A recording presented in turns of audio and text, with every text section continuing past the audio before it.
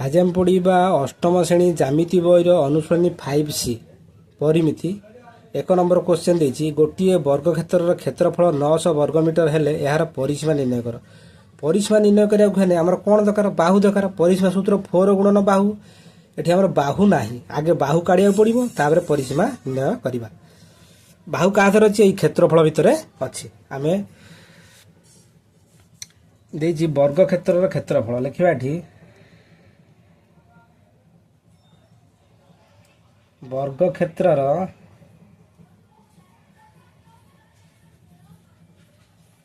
କ୍ଷେତ୍ରଫଳ 900 ବର୍ଗ ମି ଦେଇଛି, ବର୍ଗ ମିଟର ଦେଇଛି, ମୁଁ ସର୍ଟରେ ମି କରିଦେଲି ଆଉ ହେଲା। ତାହେଲେ ବାହୁ କାଢ଼ିବାକୁ ପଡ଼ିବ। ବର୍ଗକ୍ଷେତ୍ରର କ୍ଷେତ୍ରଫଳ ସୂତ୍ର କ'ଣ? ବାହୁର ସ୍କୋୟାର। ବାହୁର ସ୍କୋୟାର ଇଜ୍ ଇକ୍ୱାଲ୍ ଟୁ 900। ବୁଝିଗଲା? ବର୍ଗ କ୍ଷେତ୍ରଫଳ ହେଉଛି ବାହୁର ସ୍କୋୟାର ଇଜ୍ ଇକ୍ୱାଲ୍ ଟୁ 900କୁ 900 ରଖିଲେ। ଏବେ କ'ଣ କରିବା?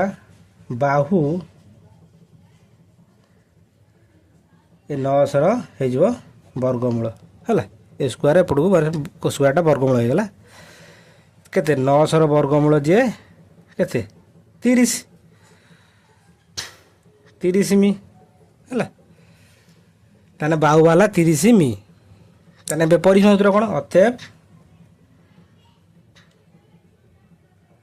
ଏହାର ପରିସୀମା ସୂତ୍ର 4 ଗୁଣନ ବାହୁ, ବାହୁ ମାନେ 30 ହେଲା, ଯେ କେତେ? 120 ମିଟର ହେଲା। ଏତିକି ହେଲା ବର୍ଗକ୍ଷେତ୍ର ପରିସୀମା ହେଲା 120 ମିଟର। 1 ନମ୍ବର ଗଲା। 2 ନମ୍ବର ଦେଖ, କହିଛି ଗୋଟିଏ ଆୟତାକାର ଘାସ ପଡ଼ିଆର ଦୈର୍ଘ୍ୟ ପ୍ରସ୍ତର 2 ଗୁଣ। ଦୈର୍ଘ୍ୟ ପ୍ରସ୍ତର 2 ଗୁଣ। ଆମେ ଜାଣିଛୁ ଦୈର୍ଘ୍ୟ ବଡ଼ ପ୍ରସ୍ତ ସାନ, ତାହେଲେ ଦୈର୍ଘ୍ୟଟା ପ୍ରସ୍ତର 2 ଗୁଣ। ଦୈର୍ଘ୍ୟ ବଡ଼ ପ୍ରସ୍ତ ସାନ। ଏହାର କ୍ଷେତ୍ରଫଳ 800 ବର୍ଗ ମିଟର ହେଲେ ଦୈର୍ଘ୍ୟ ଓ ପ୍ରସ୍ତ ନିର୍ଣ୍ଣୟ କର। ଆମେ ଲେଖିବା ଆୟତାକାର ଘାସ ପଡ଼ିଆର ଦୈର୍ଘ୍ୟ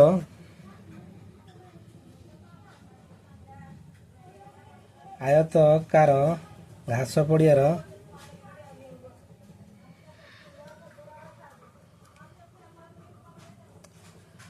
ପ୍ରସ୍ତ x। ଯଦି ପ୍ରସ୍ତ x ହେଲା ଦୈର୍ଘ୍ୟ ପ୍ରସ୍ତର 2 ଗୁଣ, ତାହେଲେ ଦୈର୍ଘ୍ୟ କେତେ ହେବ? ଦୈର୍ଘ୍ୟ ହେଉଛି ହେବ 2x 2 ଗୁଣ। ତାହେଲେ ଦେଇଛି କ୍ଷେତ୍ରଫଳ ଆୟତାକାର ଘାସ ପଡ଼ିଆର କ୍ଷେତ୍ରଫଳ ଦେଇଦେଇଛି।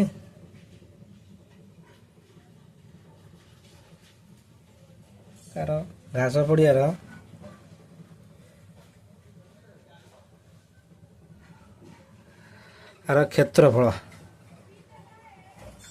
କ୍ଷେତ୍ରଫଳ କେତେ ଦେଇଛି?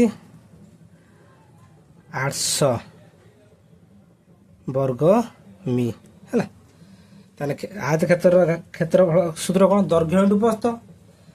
ତାହେଲେ ଦୈର୍ଘ୍ୟ ଇଣ୍ଟୁ ପ୍ରସ୍ତ। ଦୈର୍ଘ୍ୟ କେତେ? ଦୈର୍ଘ୍ୟ ହେଉଛି 2x, ପ୍ରସ୍ତ ହେଉଛି x ହେଲା, ଇଜ୍ ଇକ୍ୱାଲ୍ ଟୁ 800। ବୁଝିଗଲା?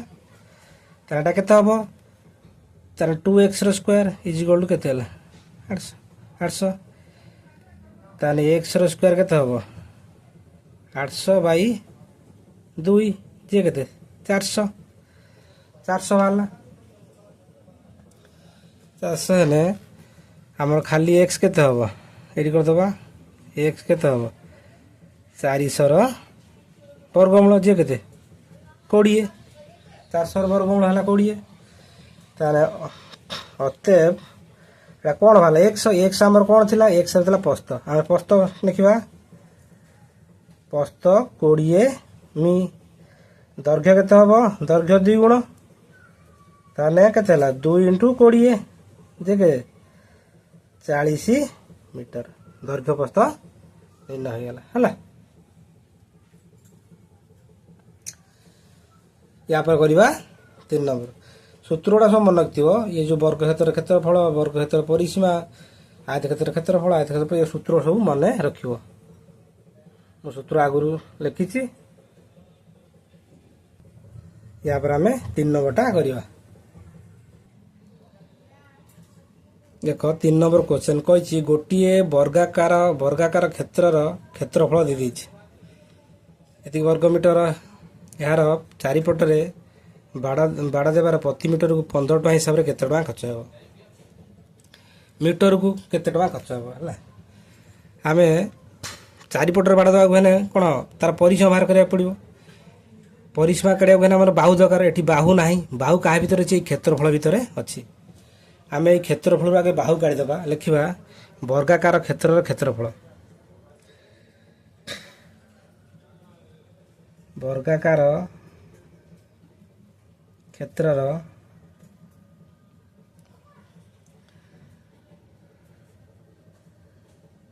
क्षेत्रफल 1 3 9 8 7 6 एतिकी वर्ग मी है ताने वर्ग क्षेत्र क्षेत्रफल सूत्र कौन बाहुर स्क्वायर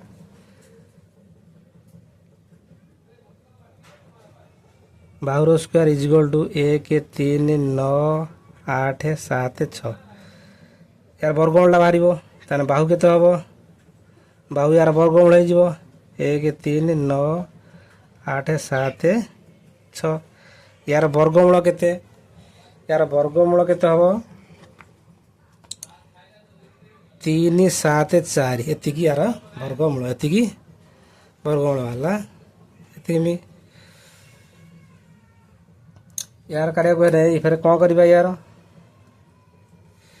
यार बाहु बाहरी गला यार परिसीमा निर्णय करवा देखा यार परिसीमा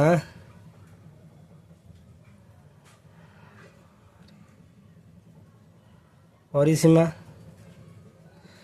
सूत्र 4 गुणन बाहु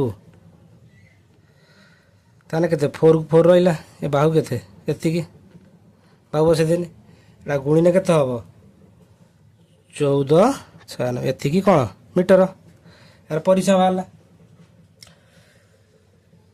ताने 1 वर्ग 1 मीटर को केते खर्च हुए 1 मीटर को 15 टଙ୍କା खर्च हुए 1 मीटर को 15 टଙ୍କା ताने 1 मी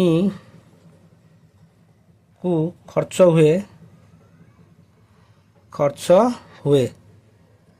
15 टଙ୍କା है ताने एति मीटर खर्च हो केते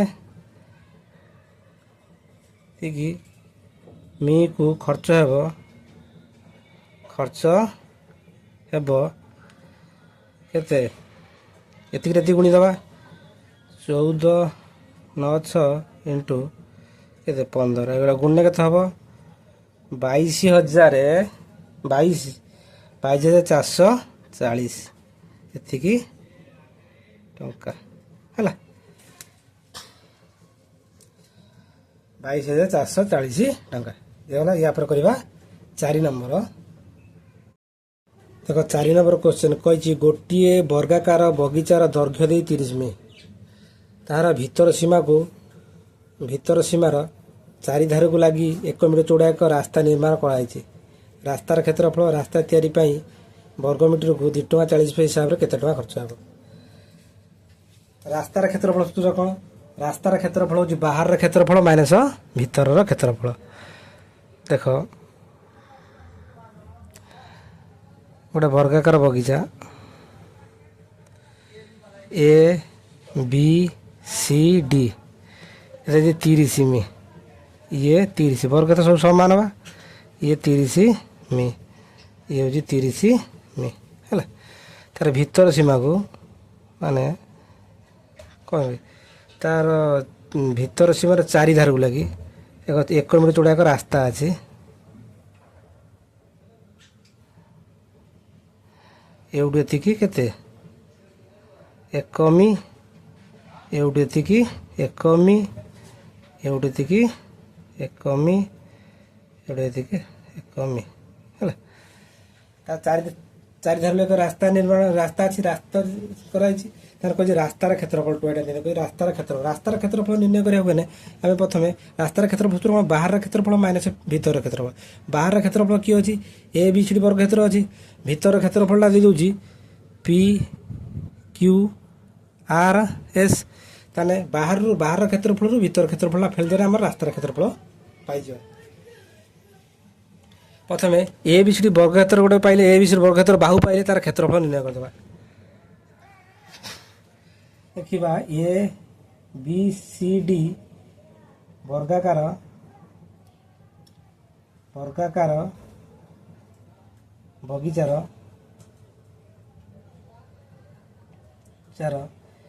क्षेत्रफल केते हम तार बाहु पाई क्षेत्रफल बाहुर स्क्वायर माने बाहु के 30 स्क्वायर माने के 900 वर्गमी है 900 वर्गमी ताने पी क्यू आर एस आम बाहु पाई ना ताने पी क्यू आर एस बाहु काढ़ा पड़ो पी क्यू आर एस वर्गाकार बगीचार बाहु के हम बाहु पाई ना माने जो ये बाहरटा पाई 30 ताने भीतरटा कम हम ना बेसी हम कम हम ताने बाहर जब भीतर को आसवा ताने फेड़ा हम भीतर जब बाहर को जावा ताने जोग हम आम बाहर भीतर को आसा 30 माइनस रास्ता जी थी से 2 गुणा रास्ता के 1 मीटर चौड़ा रास्ता अच्छी जी रास्ता थी से 2 गुणा हम के कौन मी ताने गाँवटा के 28 मीटर है 28 मी हम ताने पी क्यू आर एस वर्गाकार बगीचार क्षेत्रफल निर्णय करें पी क्यू आर एस वर्गाकार बगीचार क्षेत्रफल बाहुर स्क्वायर बाहु की 28 ताने 28 स्क्वायर जे के 784 वर्गमी ताने पाइगले ताने आम आईटा को निर्णय करें आईटा कौन रास्तार क्षेत्रफल ताने अतएव एटा रास्तार क्षेत्रफल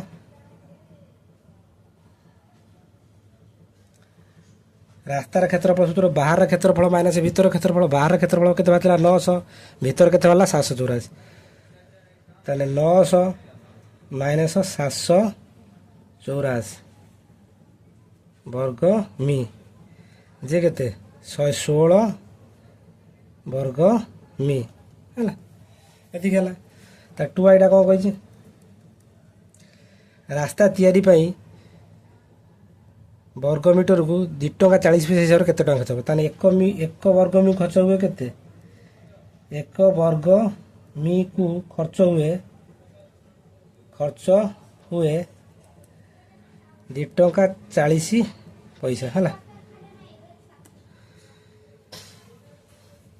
ताने एति जति खर्च है ताने 116 वर्ग मीटर खर्च हम 116 वर्ग मी को खर्च है 116 गुणन 2 टंका 40 ये गुणीदबा 116 रे 2 टंका 40 गुण के हम ये 10 ताने 0 0 ये हूँ 0 तार के 424 रु 4 नेला 2 4 के 4 4 2 के 6 ता 4 के 4 तापर कौन कर फिर गुणवा ये 2 212 2 नेला 1 2 के 2 2 1 3 ता 2 के 2 मिसई दबा 0 ये 4 ये हूँ 8 ये 7 ये हूँ 2 2टा हांके छाड़ी बस 2टा हांके छाड़ी बस एति केते हम एति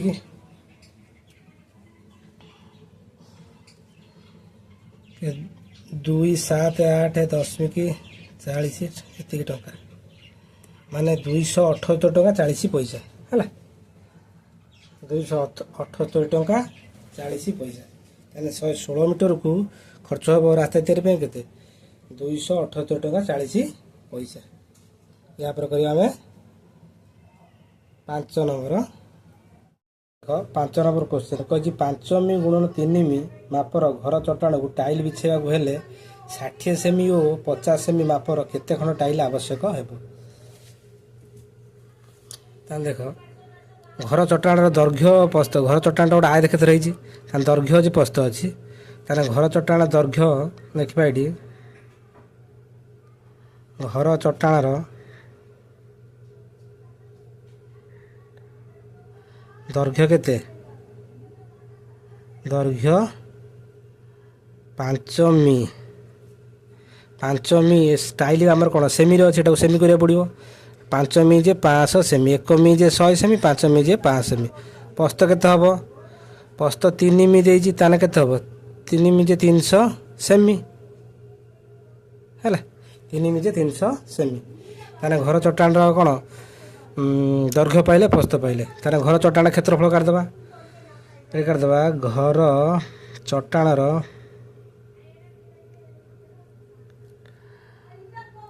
କ୍ଷେତ୍ରଫଳ। କ୍ଷେତ୍ରଫଳ ସୂତ୍ର କ'ଣ? ଦୈର୍ଘ୍ୟ ଗୁଣନ ପ୍ରସ୍ତ। ଦୈର୍ଘ୍ୟ କେତେ ଅଛି? 500। ପ୍ରସ୍ତ କେତେ ଅଛି? 300। ଏତିକି କ'ଣ ବର୍ଗ ସେମି ହେଲା। ଏତିକି ବର୍ଗ ସେମି। ତାର ଗୋଟିଏ ଟାଇଲ ଦୈର୍ଘ୍ୟ କେତେ ଅଛି? ଗୋଟିଏ ଟାଇଲ ଦୈର୍ଘ୍ୟ କେତେ ଅଛି? ଦୈର୍ଘ୍ୟ ଅଛି 60 ସେମି। 60 ସେମି। ପ୍ରସ୍ତ କେତେ ଅଛି? ପ୍ରସ୍ତ 50 ସେମି। ପ୍ରସ୍ତ 50 ସେମି। ତାହେଲେ ଗୋଟିଏ ଟାଇଲ କ୍ଷେତ୍ରଫଳ କାଢ଼ିଦେବା। ଗୋଟିଏ ଟାଇଲର କ୍ଷେତ୍ରଫଳ। କ୍ଷେତ୍ରଫଳ ସୂତ୍ର କ'ଣ? ଦୈର୍ଘ୍ୟ ଇଣ୍ଟୁ ପ୍ରସ୍ତ। ଦୈର୍ଘ୍ୟ କେତେ? 60 ଇଣ୍ଟୁ ପ୍ରସ୍ତ 50। 50 କ'ଣ ବର୍ଗ ସେମି ହେଲା।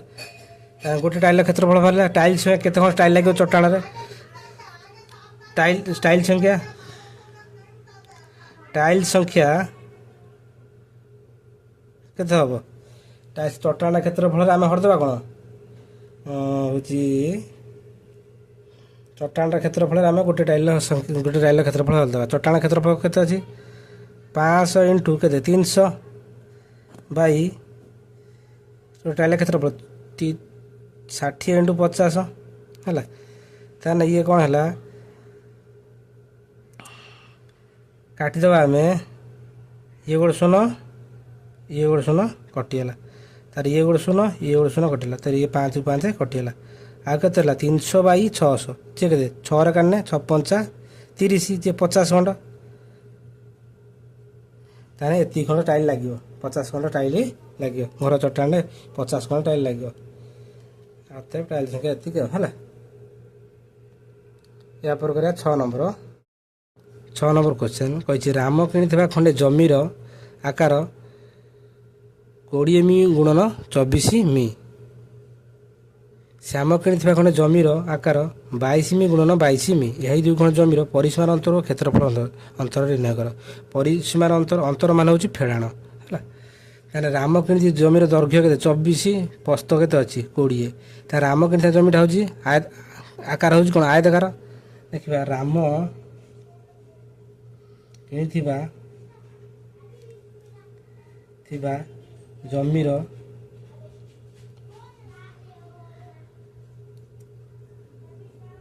ଜମିର ଆକାର ଆୟତକାର।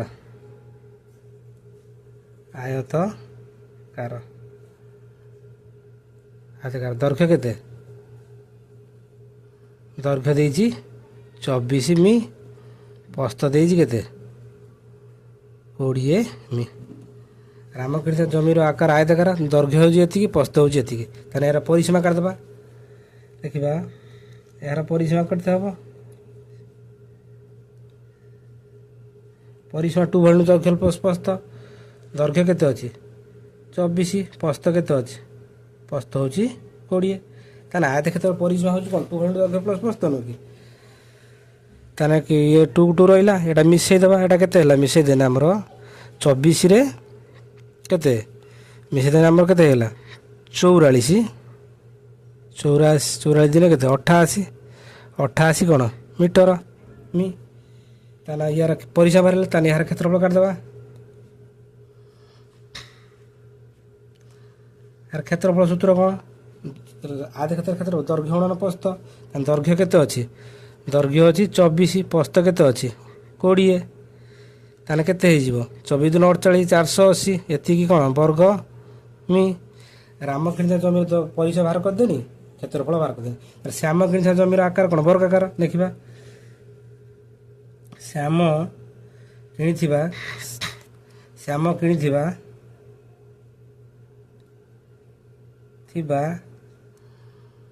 ଶ୍ୟାମ କିଣିଥିବା ଜମିର ଆକାର ବର୍ଗାକାର। କ'ଣ ବର୍ଗାକାର।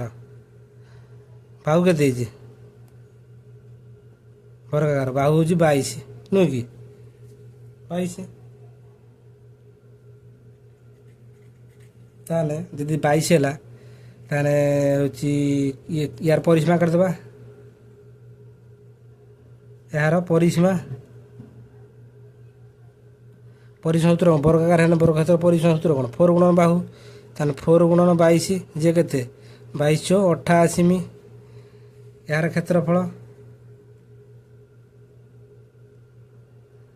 ସୂତ୍ର କ'ଣ? ବର୍ଗକ୍ଷେତ୍ର ବାହୁର ସ୍କୋୟାର ମାନେ 22ର ସ୍କୋୟାର କେତେ? 4 8 4 ଏତିକି କ'ଣ? ବର୍ଗ ମି ହେଲା। ବର୍ଗ ମି। ତାର ଆଇରେ କ'ଣ କହିଛି? ଅତଏବ ପରିସୀମାର ଅନ୍ତର କେତେ ହେବ?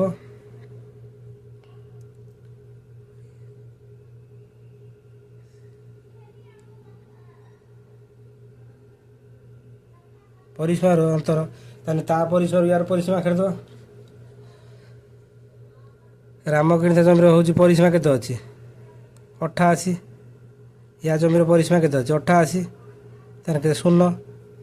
ତାହେଲେ 2i ଟା କ୍ଷେତ୍ରଫଳର ଅନ୍ତର କେତେ କହିଛି? କ୍ଷେତ୍ରଫଳର ଅନ୍ତର କେତେ ହେଇଛି?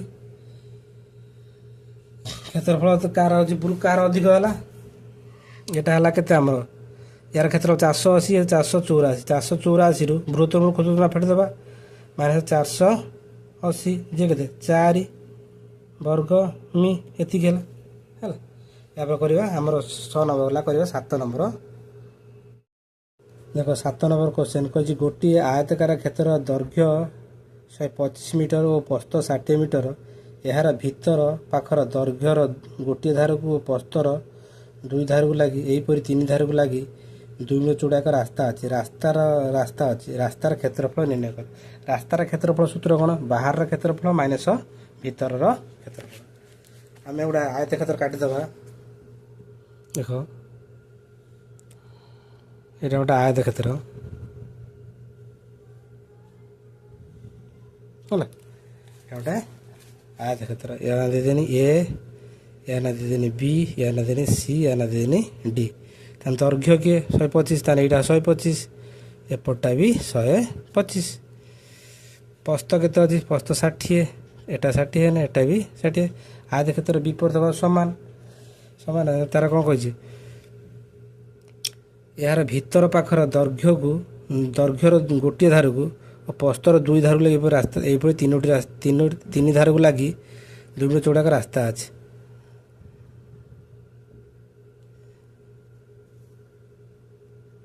এইটা দেখো ହେଲା। ତାହେଲେ ଏଇଟା ଏତିକି କେତେ ମିଟର ଚଉଡ଼ା? ଏପରି 3 ଧାରକୁ ଲାଗି ଏପରି 3 ରାସ୍ତା ଅଛି। ଭିତର ପାଖରେ ଦୈର୍ଘ୍ୟ ଗୋଟେ 3 ରାସ୍ତା 2 ମିଟର ଚଉଡ଼ା ଏକ ରାସ୍ତା ଅଛି। ତାହେଲେ ଏଇଟା ଏତିକି 2 ହେଲା। ତାହେଲେ ଏଇଟା ଏତିକି କେତେ ହେବ? 2। ତାହେଲେ ଏଇଟା ଏତିକି 2 ହେଲା। 2 ମିଟର ଚଉଡ଼ା ରାସ୍ତା ଅଛି। ତାହେଲେ ଏ ବି ସି ଡି ଆୟତକ୍ଷେତ୍ର ଦୈର୍ଘ୍ୟ ପାଇଛନ୍ତି, ପ୍ରସ୍ଥ ପାଇଛନ୍ତି। ତାର କ୍ଷେତ୍ରଫଳ ନିର୍ଣ୍ଣୟ କରିପାରିବା। ଦେଖିବା ଏ ବି ସି ଡି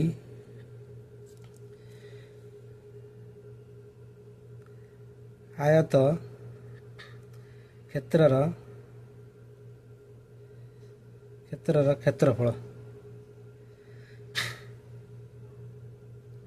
କ୍ଷେତ୍ରଫଳ କ'ଣ? ଦୈର୍ଘ୍ୟ ଗୁଣନ ପ୍ରସ୍ଥ। ଦୈର୍ଘ୍ୟ କିଏ? 125। ପ୍ରସ୍ଥ ହେଉଛି କେତେ? 60। ତାହେଲେ 125 ଇଣ୍ଟୁ 60। ତାହେଲେ 125 60 ଗୁଣିଲେ କେତେ ହେଉଛି? ଏଠି ଗୁଣିଦେବା। 125ରେ 60 ଗୁଣିଦେବା କେତେ ହେଉଛି? ଇଏ ହେଉଛି 0 0 0।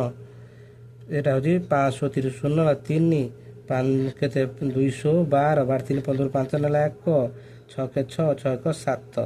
ତାହେଲେ 0 0 5 7 7500 କେତେ 7500 ବର୍ଗ କ'ଣ ଆମର କ'ଣ ଥିଲା ଏଟା ମିଟର ହେଲା ବାହାରିଗଲା ଏତିକି।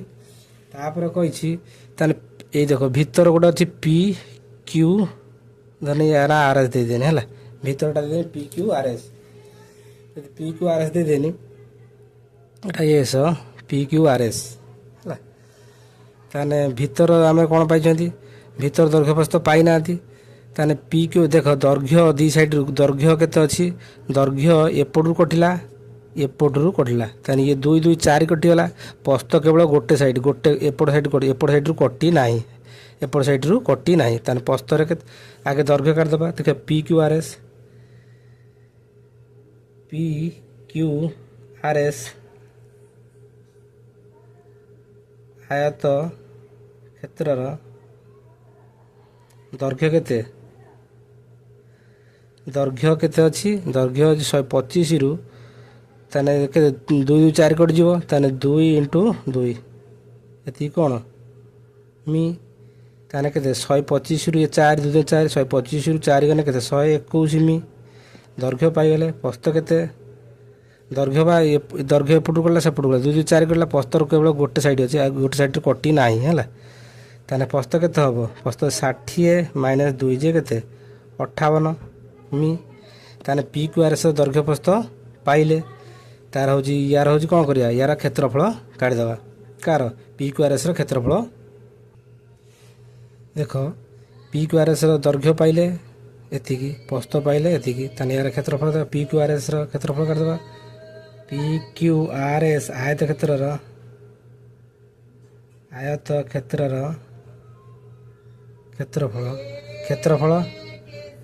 କ୍ଷେତ୍ରଫଳ ଦୈର୍ଘ୍ୟ ଇଣ୍ଟୁ ପ୍ରସ୍ଥ ଦୈର୍ଘ୍ୟ କେତେ ଅଛି ଦୈର୍ଘ୍ୟ ହେଉଛି 121 ପ୍ରସ୍ଥ କେତେ ଅଛି ପ୍ରସ୍ଥ ହେଉଛି 58 ଏଇଟା ଗୁଣିଦେବା କେତେ ହେଉଛି 121ରେ 58 ଗୁଣିଦେବା 121ରେ 58 ଗୁଣିଦେଲେ କେତେ ହେବ 8 × 8 ଆଉ ଦିନ 16 6 ନେଲା 1 8 × 9 ତାପରେ 5 × 5 5 × 0 ନେଲା 1 5 × 5 5 × 1 6 8 ଏଟା ହେଉଛି 6 5 11 1 ନେଲା 1 9 9 1 10 0 ନେଲା 1 6 1 7 ତାହେଲେ 7 0 1 8 ଏତିକି ବର୍ଗ ମି। ତାହେଲେ କହୁଛି ରାସ୍ତାର କ୍ଷେତ୍ରଫଳ ଅତଏବ ରାସ୍ତାର କ୍ଷେତ୍ରଫଳ ବାହାରରୁ ଭିତରଟା ଫେରିଦେବା ବାହାର କିଏ ଅଛି ପି କ୍ୟୁ ଆର୍ ଏସ୍ ନା ବାହାର ଅଛି ଏ ବି ସି ଡି କ୍ଷେତ୍ରଫଳ ଭିତରଟା କେତେ ଅଛି ପି କ୍ୟୁ ଆର୍ ଏସ୍ ତାହେଲେ ରାସ୍ତାର କ୍ଷେତ୍ରଫଳ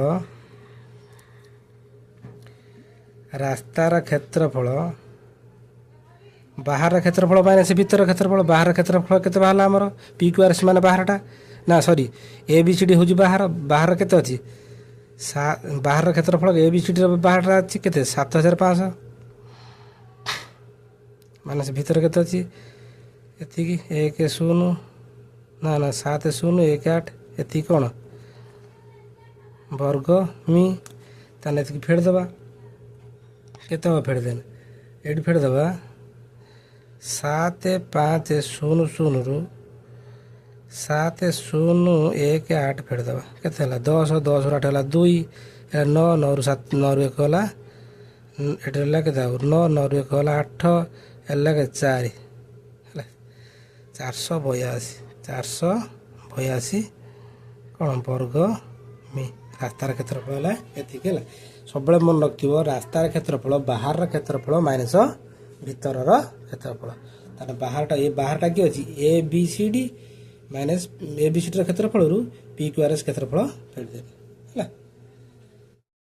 ଦେଖ 8 ନମ୍ବର କ୍ୱେଶ୍ଚନ୍ କହିଛି ଗୋଟିଏ ଆୟତାକାର ପଡ଼ିଆର ମଧ୍ୟଭାଗରେ 2 ମିଟର ଚଉଡ଼ାର ଦୁଇଟି ରାସ୍ତା ପରସ୍ପରକୁ ସମକୋଣରେ ଛେଦ କରନ୍ତି ମାନେ 90 ଡିଗ୍ରୀରେ ଛେଦ କରନ୍ତି। ଯେପରିକି ପ୍ରତ୍ୟେକ ରାସ୍ତା ଆୟତାକାର ପଡ଼ିଆର ଗୋଟିଏ ବାହୁସ ସମାନ୍ତର ଆୟତାକାର ପଡ଼ିଆର ଦୈର୍ଘ୍ୟ ହେଉଛି 72 ମି ଓ ପ୍ରସ୍ଥ 48 ମି ହେଲେ ରାସ୍ତାର କ୍ଷେତ୍ରଫଳ ନିର୍ଣ୍ଣୟ କର। ଦେଖ ଆୟତାକାର ପଡ଼ିଆ ଏଇଟା ଆୟତାକାର ପଡ଼ିଆ यहाँ देनी ए, यहाँ देनी बी, यहाँ देनी सी, यहाँ देनी डी। दुईटी रास्ता परस्पर समकोण छेद करते ताने ये गोटे रास्ता है। एटू गोटे रास्ता काटिदेवा, ये गोटे रास्ता। यार देदेनी ई एफ जी एच, ताने पी क्यू आर एस, यानी डब्ल्यू एक्स वाई जेड। एटा हूँ डब्ल्यू है, डब्ल्यू एक्स वाई जेड।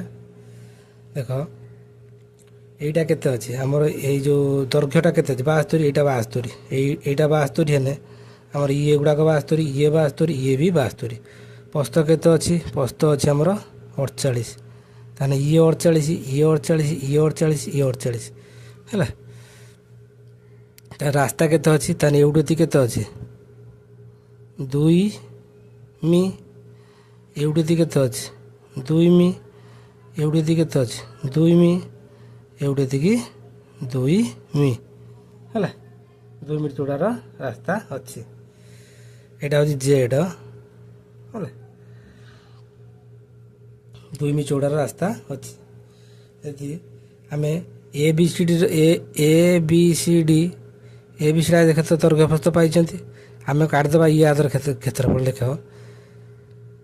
এইটা কেতে হব, তাহলে এইটা 72 হেলে এইটা যদি আমি এ বিসিটা দৈর্ঘ্য প্রস্থ পাইছেন, তাহলে এইটা 72 হেলে এইটা 72 হব, এইটা বি 72 হব। এইটা 48 হেলে এইটা 48, এইটা 48, এইটা বি 48। আমি কাটিদেবা ই এফ জি এচ আয়ত କ'ଣ আয়তক্ষেত্রର ক্ষেত্রফଳ। তাহলে ই এফ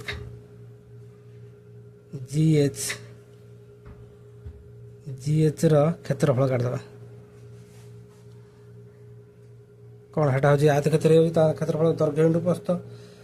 ତାହେଲେ ଦୈର୍ଘ୍ୟ ଇଣ୍ଟୁ ପ୍ରସ୍ଥ, ଦୈର୍ଘ୍ୟ କେତେ ଅଛି, ଦୈର୍ଘ୍ୟ 72, ପ୍ରସ୍ଥ କେତେ ଅଛି, ପ୍ରସ୍ଥ ଅଛି ଆମର କେତେ, ତାହେଲେ ଏଇଠି ପ୍ରସ୍ଥ। ତାହେଲେ ଏଟା ଇ ଏଫ୍ ଜି ଏଚ୍ ଏଇ ଟୋଟାଲଟା କେତେ ଅଛି ଆମର 72, ତାହେଲେ ଏଇଠି କେତେ ଅଛି 2, ତାହେଲେ 2 କେତେ ହେଲା, ଏଟା ହେଲା 2 2 4 144 ବର୍ଗ ମି। সেভাবে পি কিউ আর এস দৈর্ঘ্য কেতে পাইলে, এইটা হচ্ছে দৈর্ঘ্য, এইটা হচ্ছে প্রস্থ। তাহলে দৈর্ঘ্য কেতে আছে, দৈর্ঘ্য 48, প্রস্থ আছে 2। তাহলে পি কিউ আর এস র ক্ষেত্রফল দৈর্ঘ্য ইন্টু প্রস্থ, দৈর্ঘ্য কেতে আছে 48, প্রস্থ কেতে আছে 2 যে 96 বর্গ মি, 96 বর্গ মি। তারপরে ডব্লু এক্স ওয়াই জেড ଏଉଠି 2, ଏଉଠି 2, ଏଠୁ 2, ତାହେଲେ ଏଇଟା ବର୍ଗ କ୍ଷେତ୍ର ହେଇଯାଉଛି। ତାହେଲେ ଡବ୍ଲୁ ଏକ୍ସ ୱାଇ ଜେଡ୍ର କ୍ଷେତ୍ରଫଳ କ'ଣ, ଡବ୍ଲୁ ଏକ୍ସ ୱାଇ ଜେଡ୍ର କ୍ଷେତ୍ରଫଳ ବର୍ଗ କ୍ଷେତ୍ର ବାହୁର ସ୍କୋୟାର ମାନେ 2ର ସ୍କୋୟାର କେତେ ହେଲା 4 ବର୍ଗ ମି। ତା ରାସ୍ତାର କ୍ଷେତ୍ରଫଳ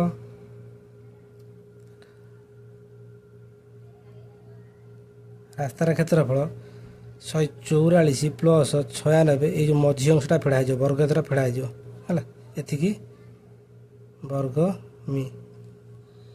ତାହେଲେ ଏଇଟା କେତେ ହେଲା, ଇଏ 144ରୁ ନା ଇଏ 96 4 ଗଲେ କେତେ ହେଲା 92, ଇଏ ହେଉଛି ଆମର 144, 92 ମିଶାଇଦେବା।